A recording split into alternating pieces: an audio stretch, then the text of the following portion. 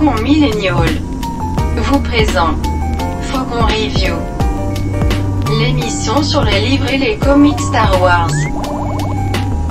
Préparez-vous une tisane, installez-vous confortablement. Bonne lecture.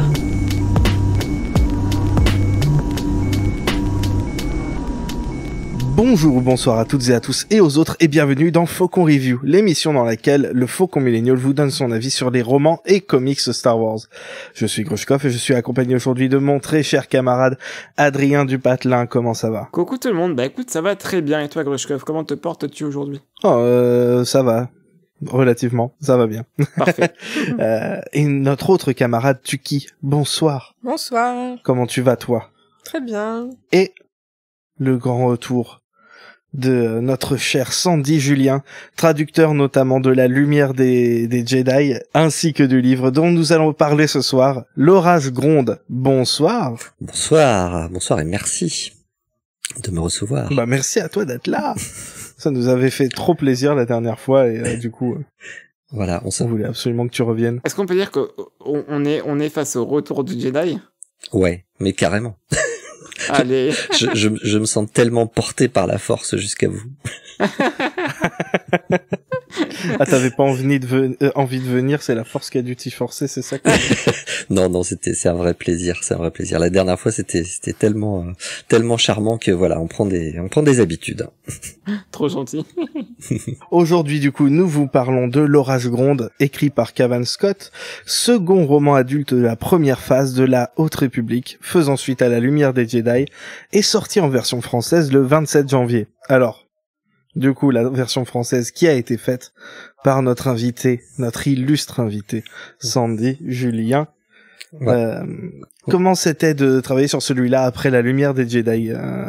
C'était comment Parce qu'en plus, t'étais plus en duo cette fois-ci, tu étais tout seul. J'étais tout seul, mais Lucille sert quand même de filet. Elle fait une relecture très très poussée en fait des romans.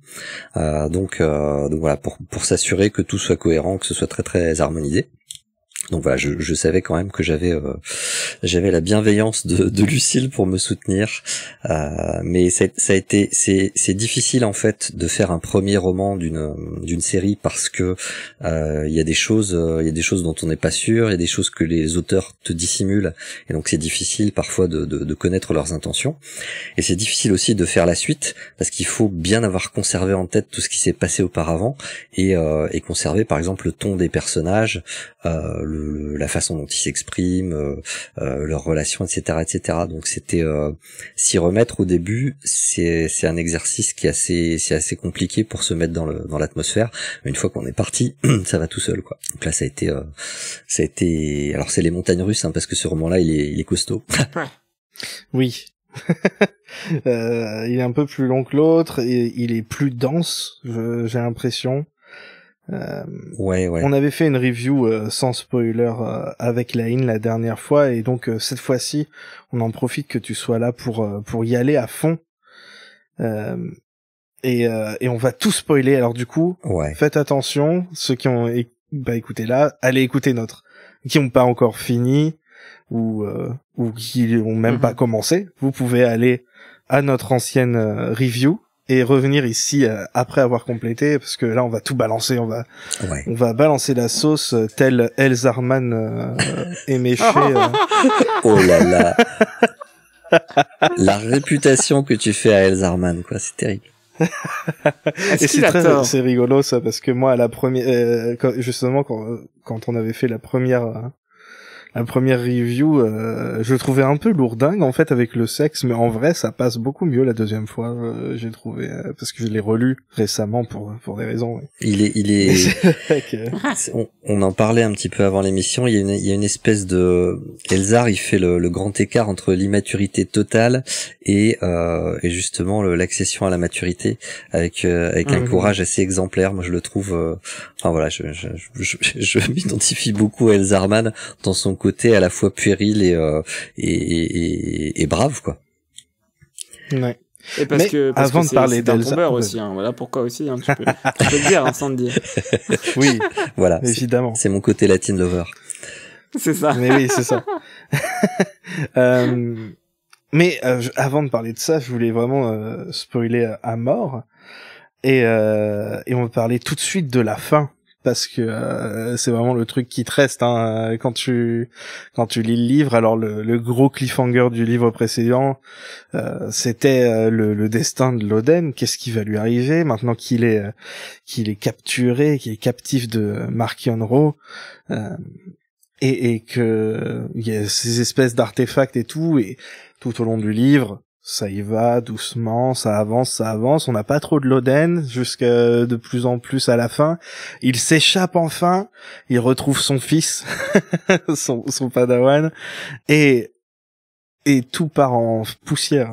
Ah bah c'est le cas de le dire, voilà, c'est vraiment ça finit Dust in the Wind. Exactement. Et du coup, ça par exemple, c'est un truc qui est très intéressant. Comment t'as appréhendé tout ce côté du leveler. D'ailleurs, comment il s'appelle en français? Parce qu'en fait, Ika lit la version française, mais Ika n'est pas avec nous ce soir. On l'a appelé l'égaliseur parce que voilà, il remet à plat en fait. C'est pas un choix très très finaux ni très astucieux quoi. C'était bon, on voulait vraiment coller au maximum à la VO parce que quand on a lu ce roman, finalement on savait pas ce que c'était exactement que l'égaliseur. Ah oui. Et je dirais que pour avoir traduit le suivant, on a peut-être pas, alors on sait plein de choses mais par exemple visuellement on a du mal à se représenter le truc quoi. Donc ouais, c'était compliqué. Mais la fin ça a été les montagnes russes et la réapparition de Loden pour ce qui lui arrive à la fin, ouais, j'ai trouvé ça dégueulasse. Bande d'enfoirés, ils ont tué Loden. Surtout devant Belle quoi, vraiment c'est terrible. De manière sale en plus. Ouais. Et après Belle il traîne ce traumatisme, c'est affreux. Ouais, vraiment pauvre type. Il finit le livre en boule. Ah ouais. Limite en PLS. Non, d'ailleurs, dans la version du comic, il est littéralement en PLS dans Trail of Shadows, la première page. Il est en position fétale en PLS. C'est terrible. Pauvre, c'est terrible. Mais bon, c'est ce qui forme le personnage parce qu'on justement il y a ce côté attachement au maître qui est très très bien montré dans le précédent. Et puis là, d'un seul coup, il faut qu'il vole de ses propres ailes. Et dans ce bouquin-là, je trouve que Belle il devient vraiment un personnage, un vrai Jedi quoi. Ah ouais. Bah oui, de toute manière, qu'il soit toujours un Padawan à la fin du livre parce qu'il est il est largement un chevalier. Oui. C'est lui-même qui s'accroche encore, qui justement parce que son maître est toujours disparu tout du long. C'est encore le thème de la maturité. C'est ça, j'allais dire. Ouais, c'est un livre sur la maturité, littéralement. Complètement. Et la maturité aussi de la République elle-même, parce que oui, bien sûr. Alors je pestais d'un bout à l'autre du bouquin contre l'Inasso pour cette fameuse foire de la République en disant mais c'est pas possible quoi de s'imaginer qu'il va rien se passer pendant cet événement-là quoi. Enfin voilà, il y a une puérilité aussi. Alors l'Inasso c'est pas mon personnage préféré de très très très très loin. Moi j'aime bien. J'ai énormément de mal avec les politiciens en général, y compris les politiciens de fiction. Et je trouve que l'Inasso qui est pourtant présenté et qui dans ce roman-là a un rôle qui est assez actif et qui est positif quoi. Moi j'ai beaucoup de mal avec elle. J'ai beaucoup de mal avec les grandes œuvres, avec le côté on va faire un projet fédérateur, on va faire quelque chose d'énorme et finalement en fait elle se rend pas compte mais tout est en train de régulièrement lui claquer entre les doigts quoi. Et ouais, en plus c'est un peu de la poudre aux yeux plutôt que de s'occuper des vrais problèmes de là où elle vient, de tout son les mondes du centre et de la Midrim. Elle s'occupe elle fait son truc expansionniste qui finit mal à chaque fois pour l'instant. C'est ça, et on la voit jamais autrement que dans l'image en fait. Et je trouve c'est peut-être un peu aussi la façon dont le personnage est présenté, mais heureusement dans ce roman-là on la voit un petit peu dans l'action. Elle fait des choses qui sont assez héroïques finalement. Mais ouais, le personnage moi me déplaît pas mal quand même. C'est loin d'être mon préféré. Moi j'aime bien, il y a des gros lions avec elle. Oui, c'est vrai que Adrien, il a appelé son chien. C'est mon chat. Non, son chat Matari, donc il est biaisé. Mais je comprends. Moi j'aime bien. Alors c'est une de ses vertus rédemptrices, Alina, c'est qu'elle aime les bêtes et elle a deux. Bah ouais. Voilà. Donc les deux targons, ça la sauve à mes yeux. Mais bon là j'avoue que dans les deux derniers romans là, donc l'orage gronde et puis le suivant, ouais elle a quand même dégringolé dans mon estime. Oui, c'est vrai, mais je pense que j'ai un peu l'impression aussi que c'est fait exprès parce que oui. C'est la chute, hein, le début de la chute de la République. Ouais, c'était trop beau. Quand ils l'ont vendu en mode c'est le pic, là où ils sont le mieux, la République et les Jedi, mais en fait c'est les 30 premières pages de la lumière des Jedi, et puis après à partir de là ça ne fait que tomber bah ouais, il y a l'un après l'autre, et il y a cette peut-être que c'est un présage aussi de l'orgueil de l'ordre Jedi quelques siècles plus tard quoi, mais moi je pense sincèrement que en fait on nous a tous vendus en mode genre ouais tout la Haute République c'est le moment où la République est belle, grande avant le déclin des Jedi, mais moi je pense sincèrement qu'on est au début du déclin des Jedi, parce que justement, et de la République, oui, c'est ça.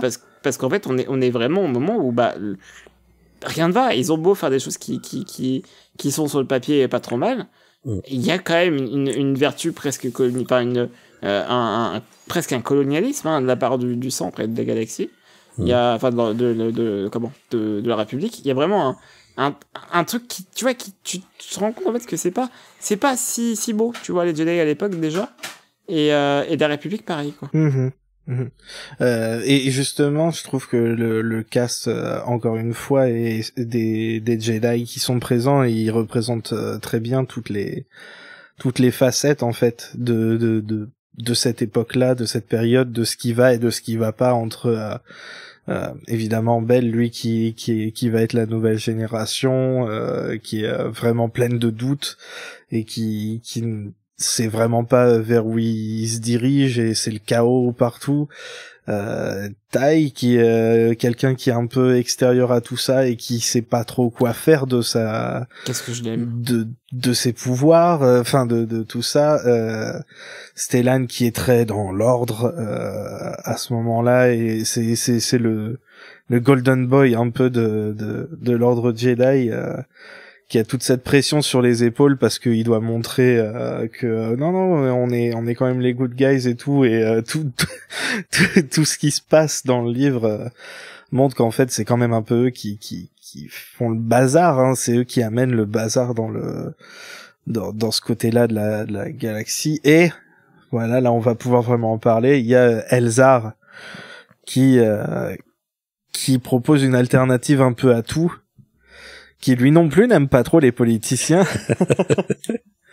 et qui fait vraiment les choses à sa manière. C'est un peu chaotique, mais en même temps, est-ce que c'est pas son exemple à lui qui ferait mieux de suivre, c'est-à-dire moins rester dans des carcans et essayer de préserver les bonnes choses et d'apporter de la lumière de manière concrète autour de soi? Parce qu'au final, ce qu'il fait avec Tai, c'est beaucoup plus important que ce que font la plupart des Jedi. Parce que les autres Jedi, ils sauvent des gens, mais lui, il a un impact réel sur une autre personne qui va changer sa façon de voir le monde et la galaxie grâce à lui. Ouais, il y a cet aspect-là, et puis on en parlait tout à l'heure un petit peu avant l'émission. Moi je trouve que Elzar est le seul à être lucide vis-à-vis de ses défauts. C'est-à-dire que il est pas aveuglé ni par le dogme, ni par ses pouvoirs, ni par quoi que ce soit. Il est pleinement conscient en fait de ses défauts, ou du moins il ne se les cache pas. Et alors que Lina Soh fait par exemple délibérément, elle se voile la face, je pense, en se disant ouais, on va faire cette foire de la République et tout va bien se passer quoi. Et c'est un peu la même chose pour tous les Jedi qui vont en mode il ne peut plus rien nous arriver d'affreux maintenant. Voilà. Et et c'est assez décevant de voir à quel point ils se mettent des œillères quoi. Stellan, il a beaucoup ce côté il se fout en danger vraiment tout seul, surtout pendant ce qui se passe sur Valo, parce que il est tellement à fond dans son truc de bon, il faut vraiment que j'essaye d'être diplomatique et de vraiment essayer de les faire survivre et pas de les tuer, que il y a plusieurs fois il meurt presque parce que lui il essaye de faire un minimum de dégâts alors qu'en face il a un groupe de personnes qui eux justement leur but c'est de faire un maximum de dégâts. Et donc ouais, je sais pas s'il se rend pas compte ou s'il se voile la face ou quoi que ce soit, mais il a beaucoup ce côté de je pense qu'il a des choses à prouver finalement Stellan, et que qu'il a il a donc le dogme Jedi à respecter. Je pense qu'il a des choses à prouver et qu'effectivement tu as raison, il se met peut-être délibérément en danger en se disant c'est comme ça qu'il faut que je fasse, et je le trouve parfois un peu mélo quoi. Et ça s'atténue dans le roman suivant, mais dans celui-là c'est vraiment c'est un instrument. Il est vraiment instrumentalisé par l'ordre Jedi et par la République. Ouais, il est dans une position inconfortable, quoi, parce qu'il voulait pas être à ce poste-là. Et du coup, en fait, j'ai l'impression qu'il est un peu plus jeune que les autres membres du Conseil Jedi, donc il est dans cette position où il représente un peu sa génération, et où tout le monde attend de lui qu'il soit exemplaire, et du coup, il se force à l'être, même quand il y a personne pour être témoin de ça, et du coup, il se met ultra en danger. Parce qu'il essaye absolument de respecter tout le truc Jedi, parce que il dit on m'a mis au conseil, alors il faut vraiment que je respecte à fond le truc. Ouais, il a effectivement cet aspect-là du type qui en fait un petit peu trop et qui prend. Alors moi je le vois surtout parce que je sors de la traduction du suivant et je trouve que c'est le type qui prend pas le temps de souffler et de voir ce qui se passe, de voir ce qui lui arrive à lui, et ce que Elzar Mann lui a réalisé, parce que Elzar il a eu un parcours qui est beaucoup plus chaotique, beaucoup plus humain quelque part, et donc il a eu le temps de se casser la figure. Et je pense que Stellan lui il a passé sa vie à grimper, et voilà, encore une fois il y a un moment on s'arrête de grimper parce qu'on arrive au bout, donc qu'est-ce qu'on fait? Est-ce qu'on reste en haut ou est-ce qu'on se casse la gueule de l'autre côté? En plus, c'est même pas volontairement, parce que il voulait vraiment pas être reconnu à ce point-là, il voulait juste être avec son pote, faire le taf.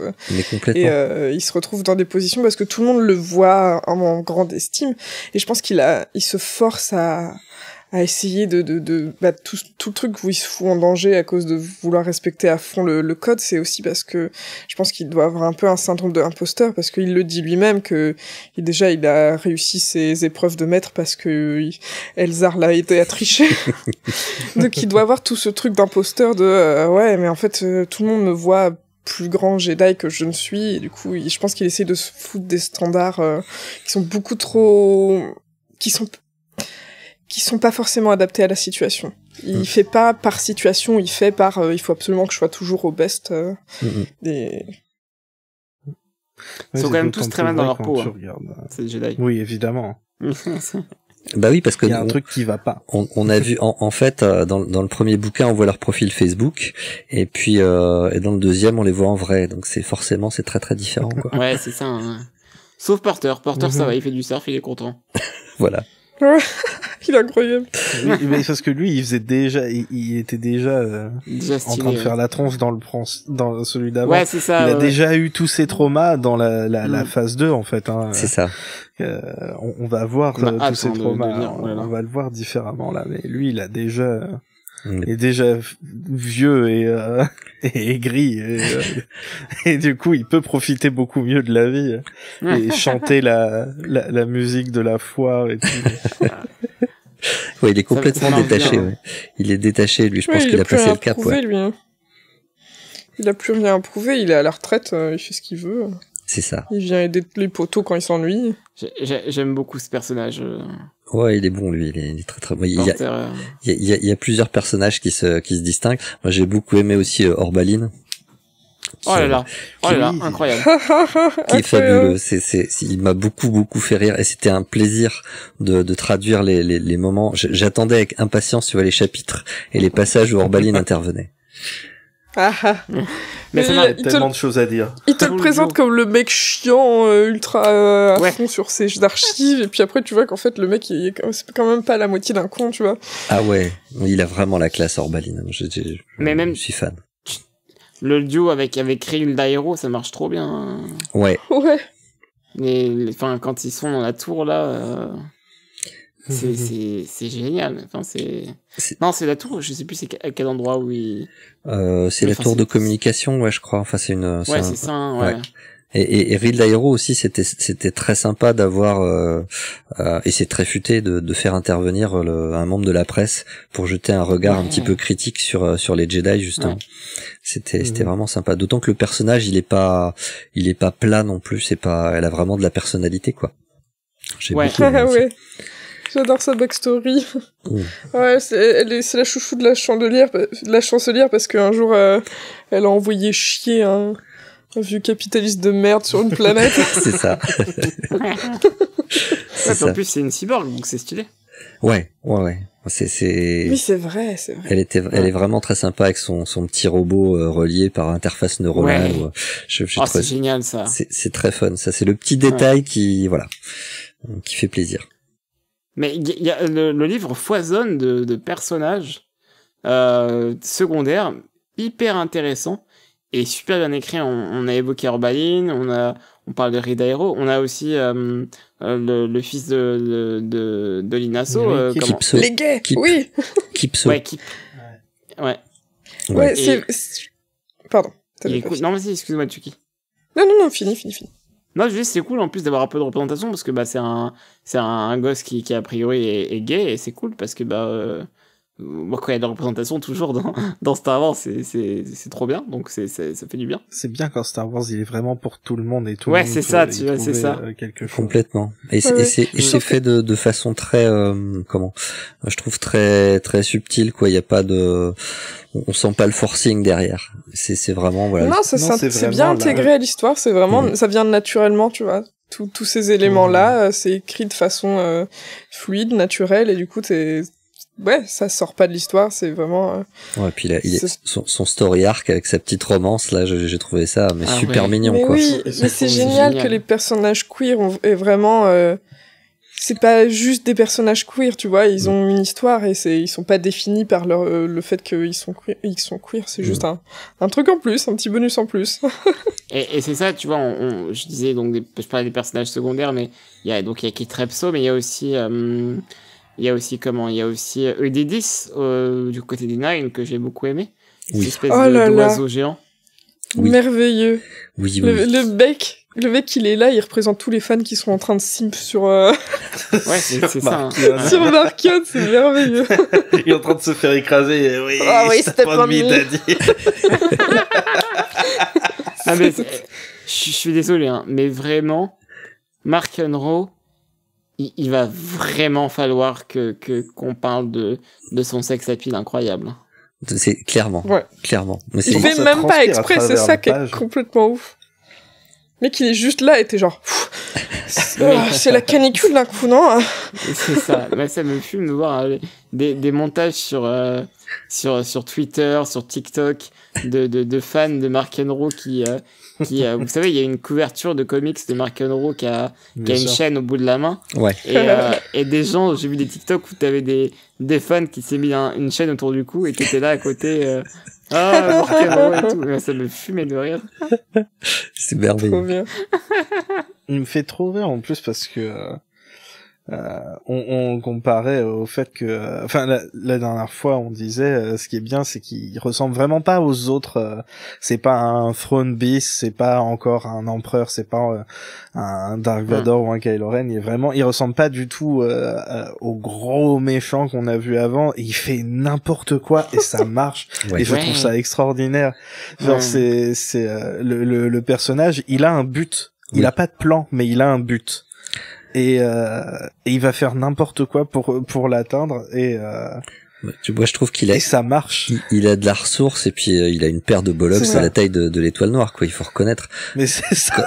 Il a des plans, tu vois, à court terme, tu vois. Genre, ok, là, je vais faire ça. Mais il a pas un énorme plan avec plein d'étapes. C'est genre, c'est sur le moment, il fait, ouais, ça, stratégiquement, c'est bien, ça va bien foutre la merde. Ouais, puis sa façon de gérer aussi ses sbires, je trouve que c'est très très bien, quoi. Donc, on voit qu'il est toujours, il oscille sur le fil du rasoir. C'est-à-dire qu'il faudrait pas grand chose pour que tout se casse la figure et à chaque fois il réussit à rattraper le coup, quoi. Et c'est incroyable. Il est admirable pour ça, ce salopard. Le mec, c'est un roi de l'impro, tu vois. C'est genre, tout le monde essaye de me tuer. Je vais les bullshiter, ils sont tellement cons, je vais leur faire un discours avec 2-3 mots-clés, ça va passer nickel. Ça marche, à chaque fois ils sont genre ouais, et lui il est quelle bande de bouffons, putain. J'aime beaucoup les passages justement où il est avec Pan Eyta et avec Lor Nadi, que j'aime beaucoup aussi parce qu'ils sont merveilleux tous les deux. Et les passages où ils sont tous les trois, je trouve que c'est mes préférés, quoi. Je crois que c'est mes passages de Mark Yenro favoris en fait. C'est clair. De toute la série. Les descriptions sont incroyables, genre quand il arrive dans la pièce, tu sais que t'as tout le monde qui devient silencieux, et le mec il file son casque à l'autre, et l'autre il le prend, tu sais, en mode... Oui, d'accord. D'accord, ouais. Et après le gars il l'utilise pour l'électrocuter, genre quel power move, c'est merveilleux, c'est incroyable. Voilà, c'est vraiment un méchant de James Bond. Moi, je trouve Mark Yenro, il a vraiment ce côté, ce mélange de charme, puis il est infect, quoi. C'est la pire des pourritures. Ah ouais, vraiment. Mais voilà. Non, c'est mais ça passe très très bien. Il fait tellement de trucs marrants que voilà, il est agréable. Mais ce qui me fait rire, c'est que on voit quand même que Lorna, elle plaisante pas quand elle va faire la baston. Bon bah elle arrive à battre un Jedi, un des Jedi du Conseil. Hein. Ouais. Elle arrive à le battre. Elle tue presque elle tue presque Lina So en solo. Et la reine des Togruta, qui était avec. Et pourtant, voilà, elle laisse Markion faire son truc, mais si elle voulait, elle pourrait totalement faire son truc. Le truc, c'est que, comme elle n'a pas d'intérêt à le faire, pour l'instant... Le truc, c'est qu'elle a un peu peur de lui aussi, hein. Elle a un peu ce truc de, ouais, ça a l'air facile, mais je suis sûre qu'il a un truc caché. Ça se retournerait contre moi. Ouais, c'est ça, parce que regarde, elle le voit bien quand il sort son petit couteau de sous sa manche, là, contre, dans sa seringue, encore pire, sa seringue de sous sa manche, là, contre Panetta, et qu'elle est genre, évidemment qu'il a ça dans sa manche. Moi j'aime bien Lor Nadi parce qu'elle est alors les Twi'lek c'est une grande histoire de Star Wars, les Twi'lek hyper sexualisés de Star Wars et Lor Nadi c'est le stéréotype inverse, c'est une grosse brute, quoi. Et j'adore son côté brutasse, quoi. C'est l'élégance de la violence, quoi. J'aime beaucoup. On sait que elle est pas du genre à cacher la petite seringue dans sa manche, quoi. Elle va y aller avec le marteau de guerre, avec le chien de force et tout, quoi. J'aime beaucoup ça. Ouais. Et elle se taille les dents parce que pourquoi pas. Mais oui. C'est génial. C'est vraiment trop bien. Oui. Et c'est un des gros atouts du livre, je trouve, les personnages. Le développement des personnages, les descriptions de personnages, la façon dont leurs personnalités sont exploitées et utilisées dans l'histoire. Je le trouve incroyable à ce niveau-là, le livre. Franchement, j'étais super accrochée parce que j'aime vraiment les histoires avec des personnages qui sont vraiment complexes, qui ont vraiment... que tu arrives à voir galérer ou à voir être heureux. Enfin, tu sais... qui font vrai, quoi, qui ont plusieurs couches. Ouais, comme un oignon. Comme Shrek. Ouais, c'est ça.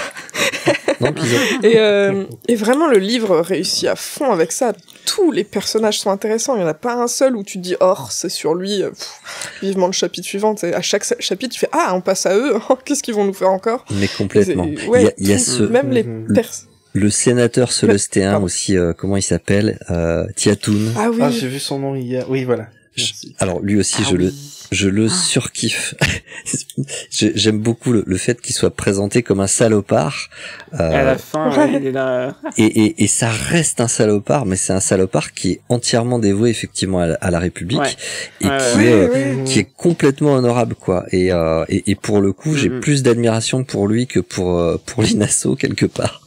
Parce que je le trouve il m'a épaté, quoi. C'est le personnage dont on s'attend à ce qu'il soit justement un personnage à un seul niveau, et puis d'un seul coup, paf, à la fin il te retourne en balançant quelque chose qui est tout à fait honorable et tout à fait positif, quoi. Il te font tout le truc où ils te font croire qu'il va trahir et tout.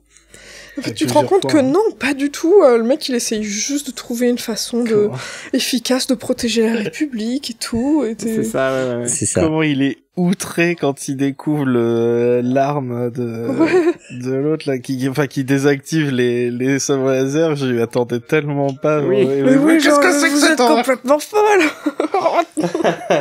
Vous allez me détruire ça tout de suite. C'était très bien limite, vu. Il le casse pas lui-même avec son petit marteau, tu sais. Ouais, moi je me disais, est-ce qu'il est en train de fake? Est-ce qu'il est en train de faire genre parce qu'elle est Jedi? Mais en fait, non, il est sincère, le gars.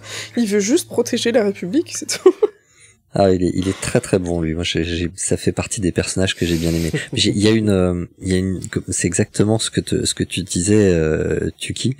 Il y a une foule de tout petits personnages, même l'assistante Samara Raoun. Moi, je l'ai beaucoup apprécié parce que, et j'ai beaucoup apprécié sa réaction vis-à-vis d'Elzarman. Comment elle l'envoie chier, mais magistralement. J'ai trouvé ça splendide. Le lendemain, genre, oui. Bah non, de toute façon, vous êtes un Jedi et moi, je suis moi, donc le gars il est genre, oh ah bon d'accord. Elle est incroyable parce qu'elle est tellement dévouée à son travail, genre, ok, je veux bien faire des plans cul et tout, mais demain à 6h pétantes, je serai au taf, hein. Ouais. Et fraîche. Non mais c'est ça, il y a pas de voilà, c'est encore une fois c'est un personnage à plusieurs niveaux parce que elle est pas là pour être simplement le plan cul d'Elzarman, et j'ai trouvé ça merveilleux, quoi. Et j'ai pu placer des répliques super cool vis-à-vis d'Elzarman.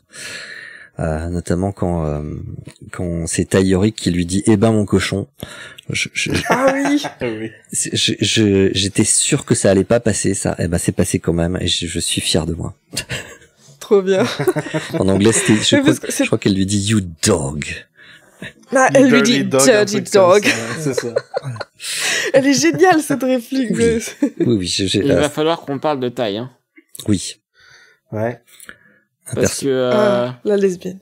Et c'est sûrement un de mes 5 personnages préférés de toute la Haute République. Elle est très très forte. Il y a pas tant de contenu que ça en plus, je trouve ça ouf. Non mais en fait, quand elle a été introduite, j'ai cru qu'elle allait être partout après, tu vois.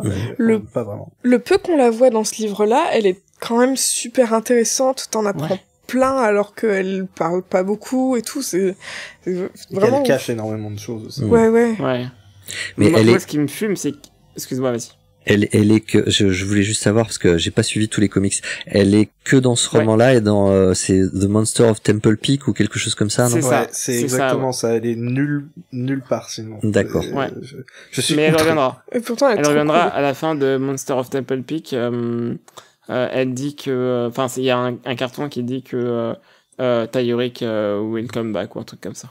Will be back ou un truc comme ça. Ok, cool. S'il vous plaît, parce que. Donc elle dans la phase 3. Elle me manque à rien.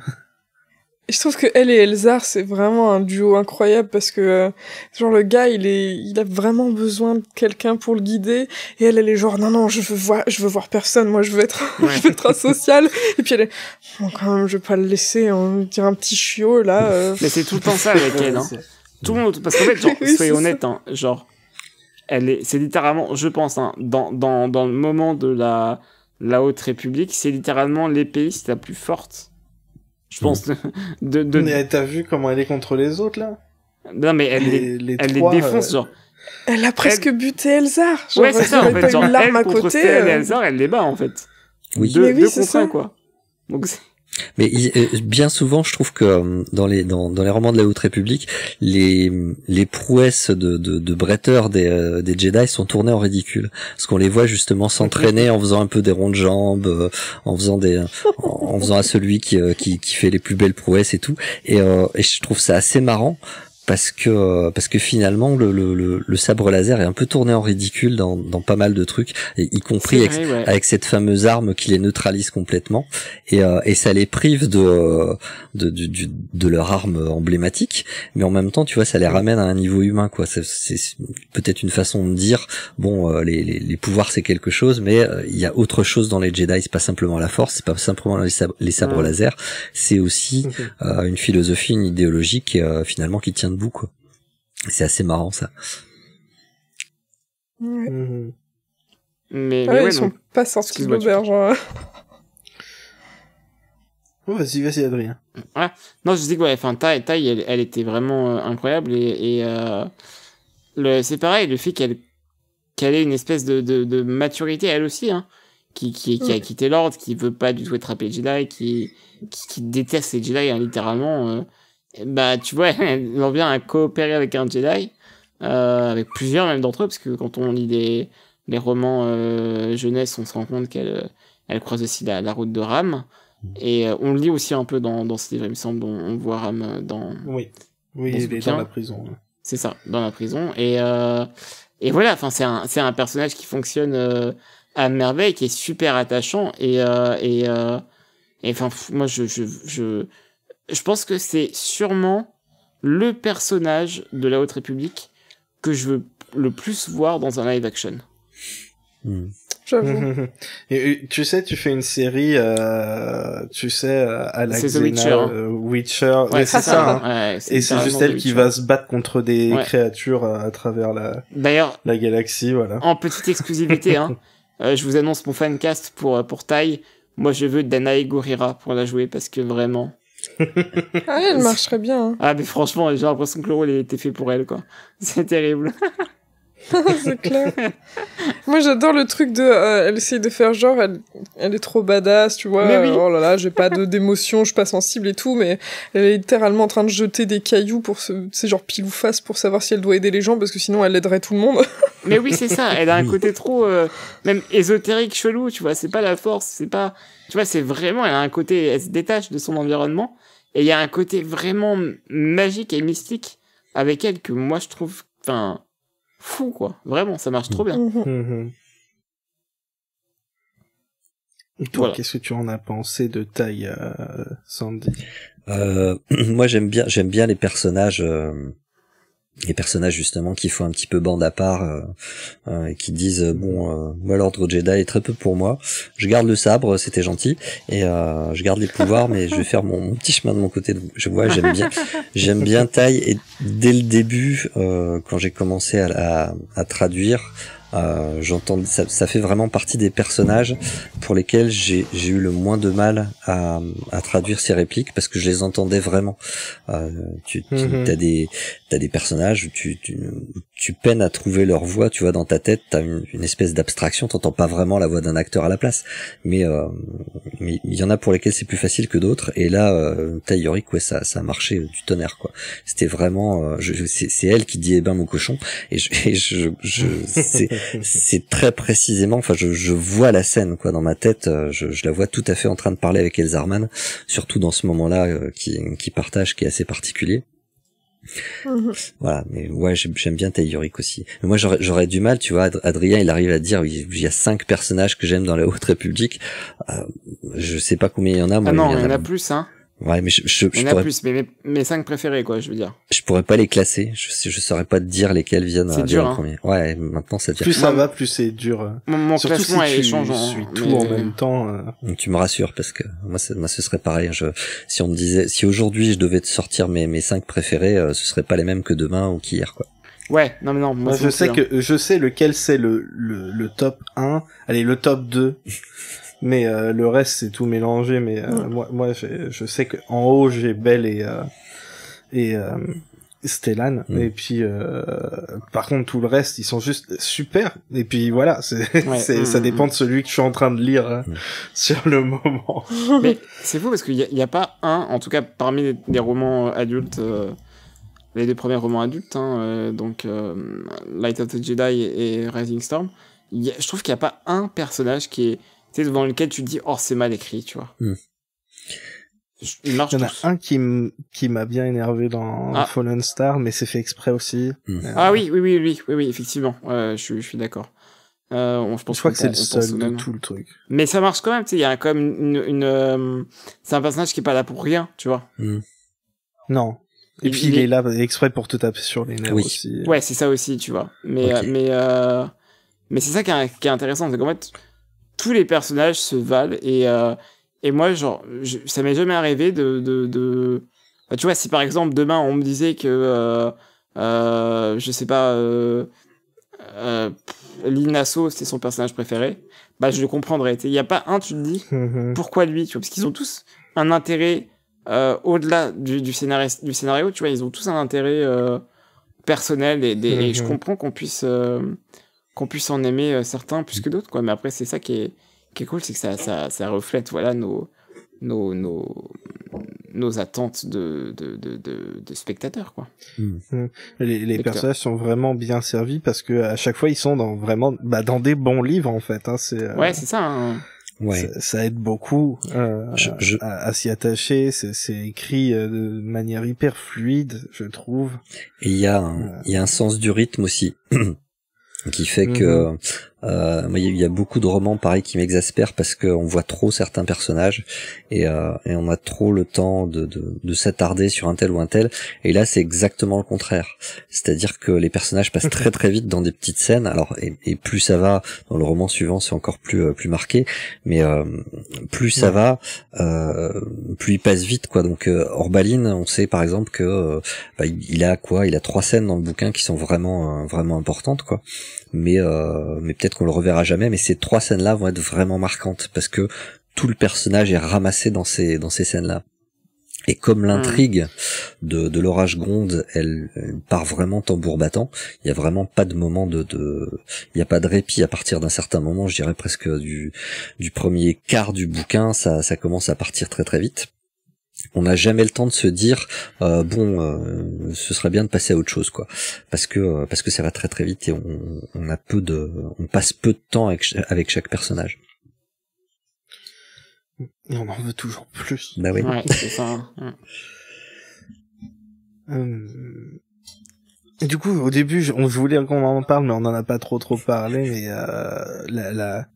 la grande révélation du livre, c'est ce légaliseur, The Leveler en VO, qui est cette créature qui était dans les cavernes de glace de Ristan, ou Ristan, je sais pas comment tu le prononces toi, Sandy. Je me suis pas posé la question, c'est comme Mark Unruh au début, il y a des trucs, c'est exactement ce que je disais tout à l'heure, il y a des trucs, tu les entends avec une voix, et il y en a d'autres, ils sont simplement, tu vois le mot, quoi. Ouais. Moi je dirais Ristand, pour rester dans la continuité. Tu dis Alderaan, tu dis Ristand. Ristand. Pourquoi pas. Et puis, cette créature qui tue Loden à la fin, qui fait trembler de panique Belle, qui fait se cracher Elzar. Moi je trouve qu'elle est très il est très Lovecraftien en fait, c'est exactement ça. On le voit pas et indescriptible. Il est indescriptible, on l'aperçoit que par c'est vraiment que des aperçus, des intuitions, des impressions, et puis en fait une fois qu'on a le temps de comprendre ce qui se passe, le mal est fait, et il est vachement bien. C'est un péril qui est beaucoup plus intéressant, je trouve, que beaucoup de monstres qui sont surdécrits, et alors que là c'est pas simplement simplement le monstre, c'est pas simplement une apparence, c'est une malfaisance quoi. Et là sa malfaisance, bah elle est sans équivoque quoi. Effectivement à la fin, l'Oden il se fait vaporiser le pauvre.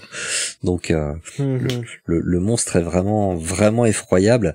Et à la fin on se dit mais comment ils vont s'en sortir quoi. Je veux dire si le machin est lâché contre eux, ils sont tous morts. Bah on verra dans le prochain livre. Mais oui, la cuite au prochain épisode. C'est vraiment ça. Pour le coup, il nous laisse vraiment sur le moment le plus terrible. Ouais. Si tu crois que le pire est derrière, en fait, et c'est ça qui est assez cool avec ce livre-là, c'est que tu penses que c'est bon. Hein, le gros truc du livre, l'attaque de Valo et tout, c'est bon. Ça a été un massacre. Il peut pas y avoir pire. Ouais. La fin, c'est juste les Jedi qui vont gagner, quoi, pour donner bonne conscience à tout le monde et tout. Bah d'ailleurs, ouais, Fallen Star est une longue fête de triomphe d'ailleurs. Oui, c'est ça. Est-ce qu'il y a un titre déjà? Non, parce qu'en fait on est passé par plein de titres différents et en toute honnêteté je sais pas lequel Lucille a choisi. Donc je peux pas vous donner le titre. Lequel t'es sûr que vous avez pas gardé? Je sais plus. On a passé vachement longtemps parce que en général on s'appelle par MP puis on essaie de brainstormer pendant longtemps. Donc là on avait une série de je sais plus, peut-être une dizaine de titres. Et je sais pas lequel Lucille a choisi parce qu'à chaque fois on a et alors ce qui est très très bien c'est que Lucille et moi je pense qu'on n'a pas du tout c'est pas du tout les mêmes choses qui nous plaisent et c'est vachement bien parce qu'on sait que quand il y a un titre qui va nous plaire à tous les deux c'est que vraiment il est bon quoi. Oh là là, ça donne envie en tout cas, on a hâte de... En tout cas, vous entendez ici en premier, en exclusivité, ce ne sera pas l'étoile qui pète. Non. Encore que... Voilà. Et vous aviez d'autres... Quoi comme autre titre alors pour l'orage gronde? Vous aviez pensé à quoi? Ça pourrait être... je crois qu'on a dû passer à chaque fois j'essaie de faire passer un truc du style quand gronde l'orage ou tu vois pour qui gronde l'orage. Tu vois, je peux t'avouer un truc, je préfère. Ouais, bon voilà, je savais bien que je t'appréciais pour une bonne raison. Alors voilà, j'espère que Lucide va pas mal le prendre, mais je trouve que l'orage gronde, c'est un titre que, moi je trouve pas forcément. Ouais, c'est plus passe-partout, mais encore une fois, c'est dans la même logique que d'avoir traduit The Leveler par l'égaliseur, c'est de rester. Ouais, c'est plus facile, c'est plus, on reste au plus près du, on reste au plus près des termes d'origine. Mais, il y avait qu'en gronde l'orage, je sais plus, on a passé absolument tout le lexique météorologique, et on a eu plein de soucis parce qu'il y a des termes, par exemple The Storm, qui est utilisé de deux façons différentes à partir du deuxième roman. Donc donc ça nous a posé un petit peu problème à droite à gauche, mais bon, on a résolu ça par des pirouettes. Et je ne pense pas que ça se voit en français. Mais ouais, moi j'aurais bien aimé quand gronde l'orage, mais ça a un côté qui fait un peu trop mélo, qui fait un peu. Ouais, c'est drama, mais moi j'aime bien. Ouais, ça fait un peu titre de film français des années 50, tu vois, pour qui sonne le glas. Oui, ça fait très français.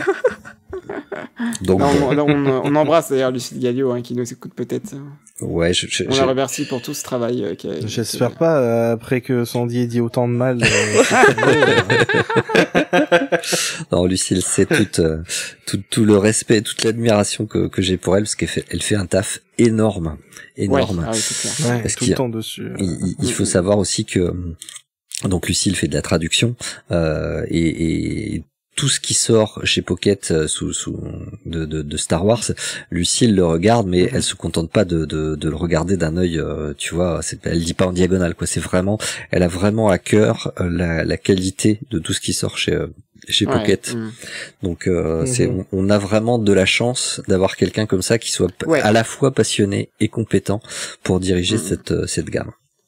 c'est ce que je disais la dernière fois, justement, ça veut dire de voir à quel point on a de la chance d'avoir des passionnés comme toi, comme Lucille, sur des produits Star Wars aussi importants et aussi originaux et incroyables, quoi. Et d'ailleurs, c'est très drôle parce que je me rappelle quand on vous avait accueilli, toi et Lucille, Sandy, il y a maintenant quelques mois, hein, ça devait être au mois de mars, avril. Je sais plus du tout, j'ai pas la mémoire des dates, c'est incroyable. Il me semble que c'était ça. C'était pas en juin? Non, c'était plutôt Grushkov, Il est sorti quand il est sorti en mars, il me semble. Ah non, t'as peut-être raison, en juin. Je sais plus. Enfin, c'était un moment et je me rappelle qu'on avait demandé à Lucille quand est-ce qu'elle allait sortir les prochains romans. Elle était là, pour l'instant, il faut attendre encore un bon moment avant d'avoir la suite des romans de la Haute République parce qu'il y a d'autres trucs qu'il faut sortir avant et tout. Et c'est très drôle et je suis très heureux qu'elle ait eu tort parce que voilà, la Haute République a un petit peu surpassé tout ça et ça se vend très très bien. On est très heureux. Et finalement, la Haute République sort avec seulement 6 mois, voire moins, de décalage par rapport aux States. Et encore une fois, merci à vous toute l'équipe, merci à toi Sandy, merci à Lucille, mais aussi merci aux traducteurs de chez Panini, mais aussi à ceux de la Bibliothèque Verte, hein, qu'on remercie. Et c'est chouette de voir à quel point en France, pour Star Wars, le lire en français, c'est possible, et c'est possible finalement assez rapidement. Ouais, bah c'est beaucoup de travail aussi de la part de Lucille qui bien sûr, ouais, ça se voit. Encore une fois, c'est elle qui pousse au cul pour qu'on ait les romans en temps et en heure, tu vois, pour que ce soit traduit vite, parce que l'étape de la traduction finalement c'est pas forcément ce qui prend le plus de temps, parce que après t'as quand même la relecture, la maquette, voilà, etc. Et résultat des courses, ça prend beaucoup de temps pour sortir un bouquin. Donc ce qui est essentiel, c'est d'avoir le texte dès qu'il est finalisé, quoi. Donc c'est le combat de tous les instants de Lucille qui est vraiment au taquet pour ça. On l'applaudit tous les soirs à 20h d'ailleurs. Oui. J'ai tiré une salve de blaster depuis la fenêtre de mon bureau. C'est si beau, faut regarder si vous êtes dans le coin. Ouais, si vous passez à Toulouse. Et du coup, Sandy, je sais pas si on va conclure maintenant, mais est-ce que tu peux nous dire d'ores et déjà si tu travailleras sur la phase 2 de la Haute République? Bah écoute, moi j'espère. Alors il y a de grandes chances, si Dieu nous prête vie, il y a de grandes chances que je travaille sur la suite, ouais, je pense. Jusqu'ici tout va bien. Je pense qu'on voit déjà arriver un peu le planning justement de la suite. Et je sais que voilà, vers la fin de l'année, on aura très vraisemblablement le début de la phase 2. Donc en tout cas, voilà, très bien. Il y a vraiment de grandes chances, ouais. Super. Ça c'est cool. C'est très très cool. Est-ce que tu as d'autres choses à dire sur l'Orage Gronde, Sandy, que ce soit sur l'histoire, quelque chose qui t'a particulièrement marqué? Quelque chose dont on n'a pas parlé et que tu voulais l'aborder? Non, j'ai bien révisé le roman avant de venir, donc là on a coché toutes les petites cases de ma petite liste. Non, ça c'est super. J'ai beaucoup aimé le roman, et effectivement c'est assez rare parce que, alors ça va vous épater peut-être, mais je lis très très peu en fait de fiction, et encore moins de fiction Star Wars. Donc c'est vachement difficile de me faire plaisir parce que je suis vraiment un chieur, et là ça fait vraiment partie des très très bons romans que j'ai appréciés, parce que j'y retrouve vraiment le souffle épique de ce qu'on vivait au cinéma dans les années 70-80 pour la première trilogie, quoi. Là je retrouve vraiment, je serais incapable de vous donner le nom des personnages des comics Star Wars ou des romans Star Wars que j'ai lus avant, mais par contre je sais que voilà, des personnages comme Elzarman, comme Avar Kriss, comme Belzetifar, là c'est des personnages qui vont m'accompagner pendant très très longtemps, que je suis pas prêt d'oublier, quoi. D'ailleurs le simple fait même quand je les traduis, hein, le simple fait que je me rappelle leur nom, c'est assez symptomatique. C'est rare qu'ils m'accompagnent si longtemps que ça, quoi. Voilà. Donc la Haute République, c'est bien, il faut le lire. Voilà. Merci beaucoup, c'est une super conclusion. Très très bien.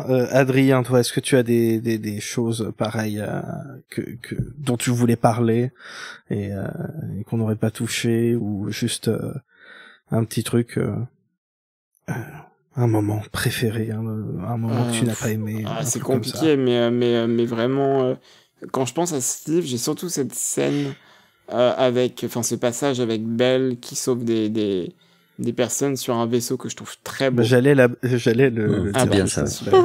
J'aime beaucoup. C'est un truc qu'il y a surtout dans celui-là et dans celui d'après, le côté héroïque, mais et c'est un héros à petite échelle, mais à chaque fois, tu sais, il est un peu dans son coin, Belle, et mais juste il fait, il protège les gens et tout. Il a son il est toujours très touchant parce que les autoristes le mettent vraiment toujours plus bas que terre.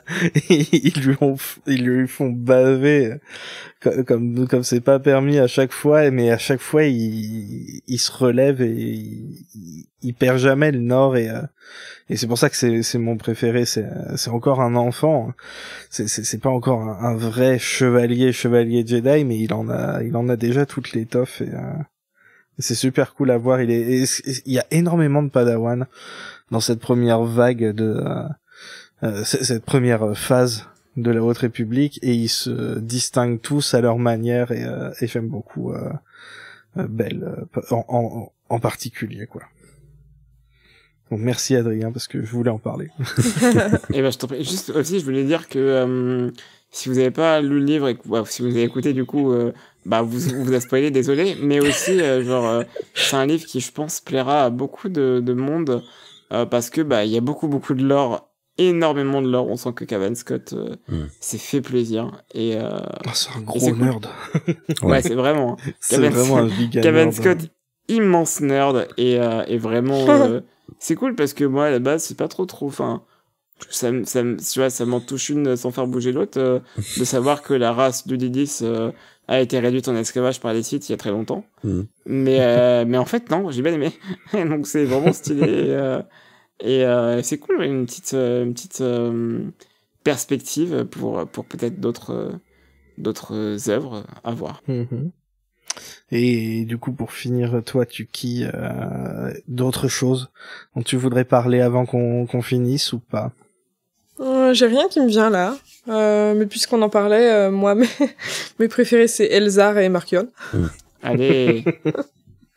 Mais sinon ouais, ils sont, comme je disais, le livre rend tous les personnages super intéressants et attachants, et c'est vraiment trop bien d'avoir cet univers-là dans lequel se plonger.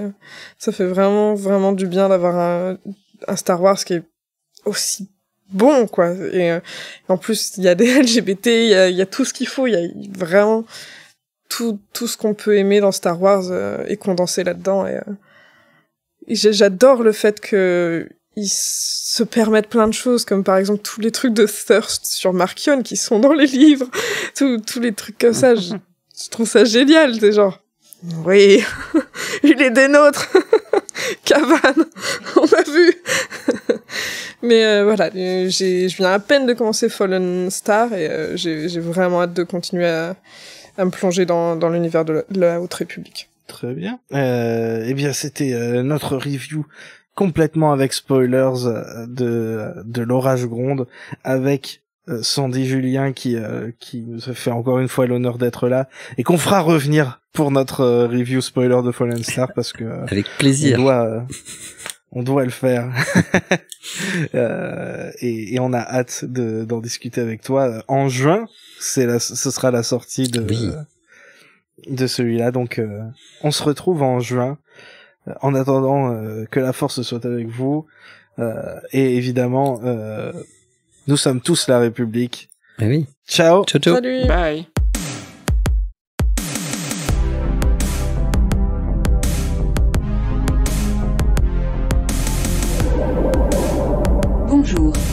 adopter un bébé, droïde de protocole à bord du Faucon Millennial. N'oubliez pas de suivre ce podcast sur Twitter, Facebook, ainsi que sur vos plateformes de podcasting préférées. Bisous.